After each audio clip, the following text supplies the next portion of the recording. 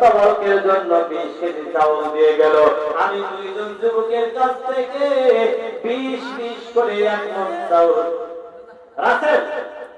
রাসেল ভাই 20 কেজি চাউল আগামী বছর তবরকের জন্য ও তবরকের আল্লাহ মান রেখেছে 20 করে 40 কেজি চাউল আগামী বছর তবরকের জন্য হয়ে গেল।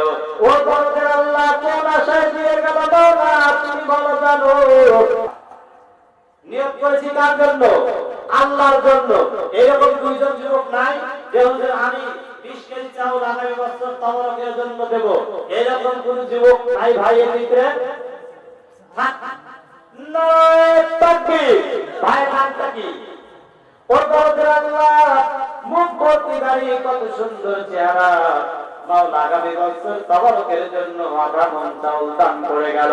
ও তবরকের আল্লাহ যে আশায় দান করেছে তার মনের অনেক মকসুদ পূর্ণ করে দাও, কামাই কাজে বরকত দিয়ে দাও। একজন যুবক ভাই পাইলাম, 2 নম্বরে কোন ব্যক্তি আছেন যে হুজুর আগামী বছর তবরকের জন্য আমি 20 কেজি চাউল দেব।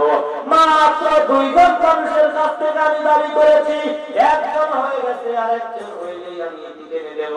কে আছেন গো? একটু হাত উঁচু করে দেখায় দেন। আজকে হয়তো শয়তান আমার আপনার পিছনে পড়ে গেছে, শয়তান বলছে না না দেওয়া যাবে না, 20 কেজি চাউলের দাম কিন্তু অনেক, এই 20 কেজি চাউল দিলে তোমার সংসার ধ্বংস হয়ে যাবে। এই রকম শত্রুতা শয়তান করবে। শয়তানকে লাথি মেরে আজকে আমাদের এই রকম ভালো কাজে সহযোগিতা করার প্রয়োজন আছে না নাই? একজন মানুষ পাইছি, 2 নম্বরে কোন আল্লাহর বান্দা আছেন হুজুর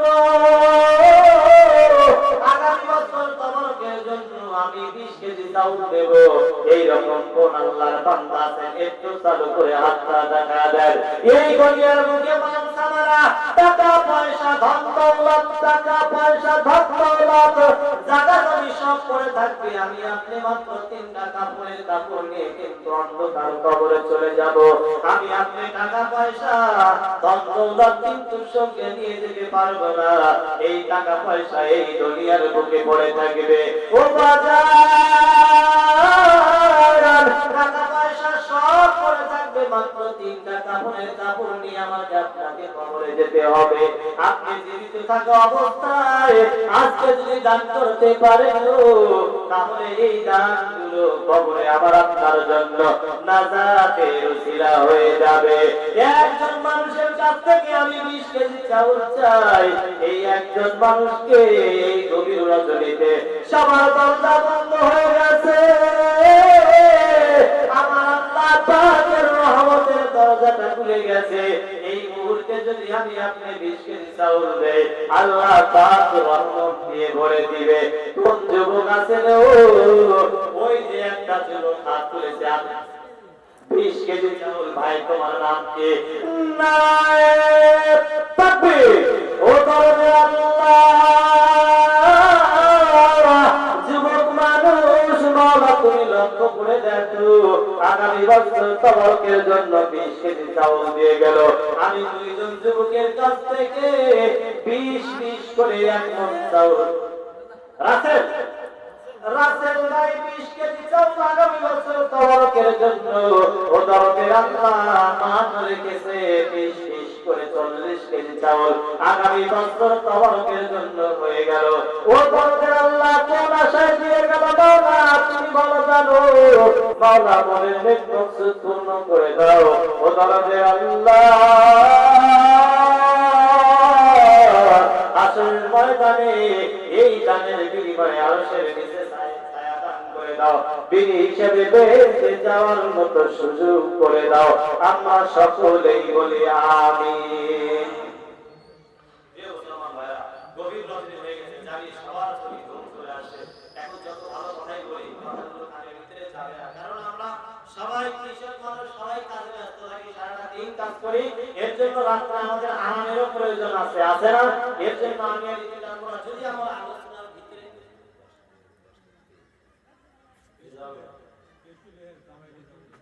জামাই রেজাউল 10 কেজি পেঁয়াজ, তাই কেজি হলো কত হলো? তাহলে আরো 10 কেজি প্রয়োজন আছে, তাই না? কারণ 20 কেজি তেল লাগবে। আর ভিতরে ভিতরে মা বোনেরা আছে, হয়তো মা বোনেরা মনে করতে পারে হুজুর শুধু পুরুষদের কাছ থেকে চায়, আমাদের কাছ থেকে চায় না, আমরা কি দেব?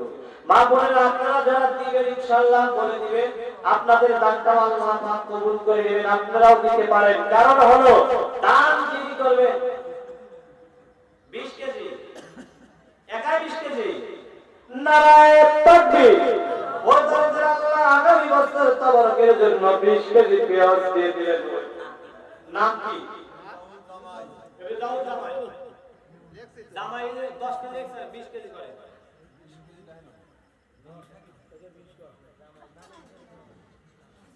আল্লাহ পাক কবুল করুন। খালি চাউল হলো, পেঁয়াজ হলো, এখন শুধু একটা জিনিস বাকি আছে। এটার প্রয়োজন আছে না নাই? আমি এইটা নিয়ে ইনশাআল্লাহ শেষ করে দেব। যদিও জানি আপনাদের কষ্ট হইতে আছে। মাত্র 5 লিটার তেল। কয় লিটার? 5 লিটার তেল। এই তেলটা দেওয়ার মতো লোক কি এখানে নাই? আমি জানি আছে।